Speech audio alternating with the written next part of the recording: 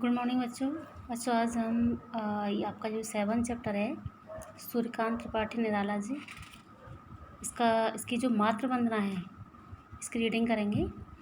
इसमें जो कवि हैं वो कह रहे हैं कि वो अपनी जो मातृभूमि है उससे वंदना कर रहे हैं या उससे प्रार्थना कर रहे हैं कि हे मातृभूमि, मैंने अपने जीवन में जितने भी पुण्य अर्जित किए हैं अपनी मेहनत से, कर्म फल से या किसी से, तो अपनी वो सारी चीज़ें मैं आपके चरणों में अर्पित करता हूँ या समर्पित करता हूँ, क्योंकि वो अपने ऊपर जो मातृभूमि है उसका अपने ऊपर ऋण मानते हैं और अपनी माता के लिए यानी अपनी मातृभूमि के लिए अपना सब कुछ न्यौछावर करने के लिए तैयार है। ठीक है, तो आइए इसकी रीडिंग करते हैं। नर जीवन के स्वार्थ सकल बल हों तेरे चरणों पर माँ, मेरे श्रम सिंचित सब फल। इसमें कवि निराला का भाव है कि हे मातृभूमि, मेरे मन में इस मानव जीवन के कारण जितने भी स्वार्थ आ गए हैं वे सभी स्वार्थ आपके चरणों में समर्पित करता हूँ।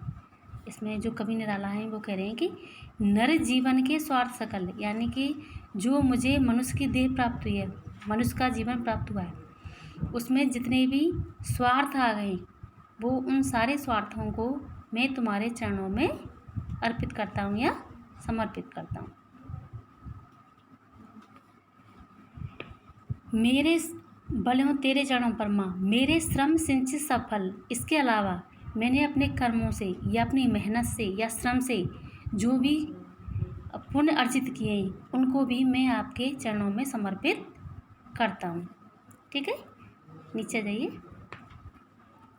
जीवन के रथ पर चढ़कर सदा मृत्यु पथ पर बढ़कर महाकाल के खरतर सर शय सकूँ मुझे तू कर दृढ़तर, यानी जीवन के रथ पर चढ़कर। इसमें जो कवि हैं वो कह रहे हैं कि हे मातृभूमि, मैं अपने जीवन रूपी रथ पर सवार होकर सदैव मृत्यु के मार्ग पर अर्थात अपने कर्तव्य के पथ पर बढ़ता रहूं। इसमें जो कवि हैं उनकी यही जो इच्छा है कि ये जो जीवन रूपी रथ है इस पर मैं चढ़कर हमेशा सदा मृत्यु पथ पर बढ़कर, यानी मैं हमेशा मृत्यु की तरफ बढ़ता रहूं। इसका मतलब ये है कि कभी ये कह रहे हैं कि अगर मातृभूमि को मेरी ज़रूरत पड़े, अगर मातृभूमि को मेरे बलिदान की ज़रूरत पड़े तो मैं मृत्यु के लिए भी आगे बढ़ जाऊंगा, ऐसी मेरी इच्छा है। ठीक है, महाकाल के खरतर सहसर, यानी जो महाकाल है, खरतर सर का मतलब होता है बाण या तीर होता है, और खरतर का मतलब होता है जो भयंकर, यानी भयंकर तीर। यानी मैं अपनी मातृभूमि की रक्षा के लिए जो भयंकर महाकाल के जो भयंकर बाण हैं उनको भी सहन कर सकूं। मुझे तू कर दृढ़तर, ऐसा कर कि मैं इन सबको सहने के योग्य बन जाऊं। ठीक है, जागे मेरे उर में तेरी, यानी मेरे मन, उर का मतलब होता है हृदय, मेरे हृदय में मूर्ति अश्रु जल धौत विमल, यानी मेरे मन के अंदर ऐसी तेरी जो मूर्ति है ऐसी मूर्ति बने जो स्वच्छ हो, बिल्कुल मेरे आंसुओं से कैसी हो जाए, निर्मल हो जाए।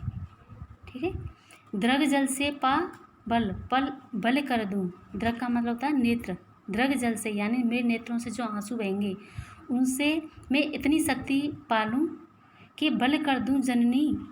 हे मातृभूमि, तेरे ऊपर मैं बलि चढ़ा दूं जन्म श्रम संचित फल। अपने जन्म के, मेरे जन्म के जितने भी फल हैं, कर्म फल हैं, वो सारे के सारे मैं तुम्हारे चरणों में समर्पित कर दूं। ठीक है, एक बार इसका अर्थ और देख लीजिए। इसमें जो कवि हैं वो कह रहे हैं कि हे मातृभूमि, मैं अपने जीवन रूपी रथ पर सवार होकर सदैव मृत्यु के मार्ग पर अर्थात अपने कर्तव्य के पथ पर बढ़ता रहूं और महाकाल रूपी मृत्यु के कठोर बाण सहन कर सकूं। ठीक है, ऐसी दृढ़ता प्रदान कर दे, अर्थात मृत्यु से लड़ने की शक्ति मुझे प्रदान करो। मेरे हृदय में तेरा जो स्वरूप सदैव जागृत रहे, मैं अपने आंसुओं के जल से आपकी मूर्ति को उज्ज्वल बनाता रहूं। ठीक है, हे माँ, मैं अपने आंसुओं से वह शक्ति प्राप्त करता रहूं जिसके प्रभाव से अपने जीवन में एकत्रित किए गए सभी कर्तव्यों का फल आपको समर्पित कर सकूं।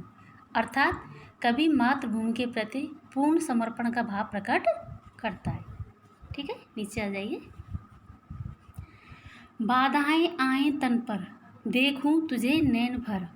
यानी इसमें कवि ये कह रहा है कि मेरे तन पर, तन का मतलब शरीर, मेरे शरीर पर कितनी भी बाधाएं, कितने भी कष्ट आए, लेकिन मैं तुझे हमेशा मन भर के देखता रहूं। मुझे देख तू सजल दृगों से, और तू भी मुझे सजल का मतलब ऐसे नेत्रों से जिनमें जल भरा हुआ हो, पानी भरा हुआ हो, ऐसे नेत्रों से हमेशा अपलक मतलब बिना पलक झपकाए मुझे देखती रहो।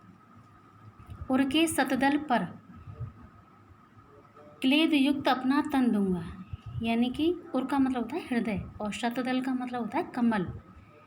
ठीक है, यानी तुम भी आपका जो कमल रूपी जो हृदय है उस पर मुझे हमेशा बिठा कर रखो। ठीक है, यानी मेरी जो छवि है उसको मिटने मत दो, उसको अपने हृदय में हमेशा बना कर रखो। क्लेद युक्त अपना तन दूंगा।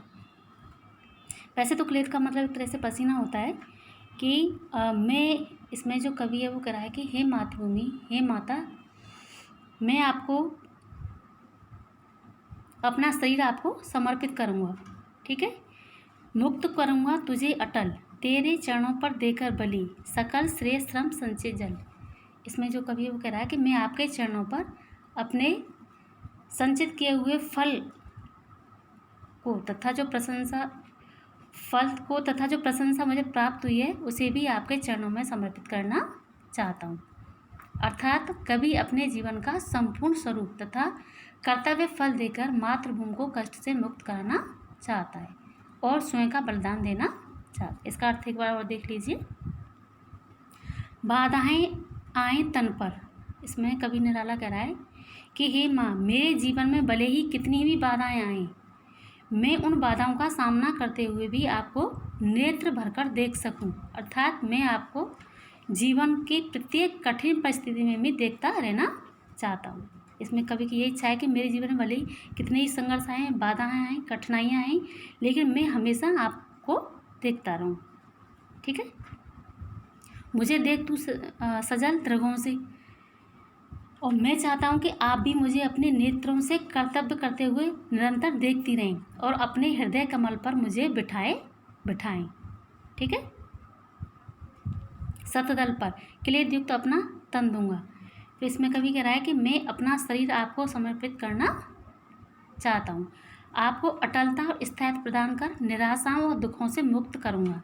मैं आपके चरणों पर अपने सभी सिंचित किए हुए फल, ठीक है, सभी को समर्पित करना चाहता हूँ, उसे भी आपके चरणों में समर्पित करना चाहता हूँ। अर्थात कवि अपने जीवन का संपूर्ण स्वरूप तथा कर्तव्य फल देकर मातृभूमि को कष्ट से मुक्त करना चाहता है और स्वयं का बलिदान देना चाहता है। बच्चों, आपका आज की व्याख्या है वो समाप्त हुई।